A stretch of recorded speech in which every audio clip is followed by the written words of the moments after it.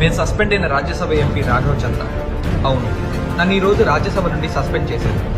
నన్ను ఎందుకు సస్పెండ్ చేశారు? నన్ను ఎందుకు సస్పెండ్ చేశారు? నా నేరం ఏమిటి?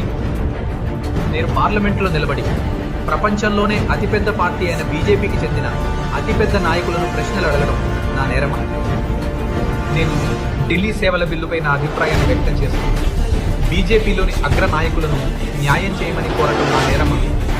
వారి పాత మేనిఫెస్టోను చూపించి ఇచ్చిన వాగ్దానాలను నిలబెట్టుకోమని అడిగాను. బీజేపీకి అద్దం చూపించాను. నేటి బీజేపీ అద్వానీవాది మరియు వాజ్పేయివాది అని చెప్పారు. 34 ఏళ్ల యువకుడు పార్లమెంట్లో నిలబడి మమ్మల్ని ఎలా సవాల్ చేస్తాడు, మమ్మల్ని ప్రశ్నలు అడుగుతాడు, మాపై ప్రశ్నలు సంధిస్తాడు అనే బాధ వీళ్ళని తెలుసుకుంటాడు. వీళ్ళు చాలా శక్తివంతమైన వ్యక్తులు. వీళ్ళు ఏ హద్దుకైనా వెళ్ళగలరు.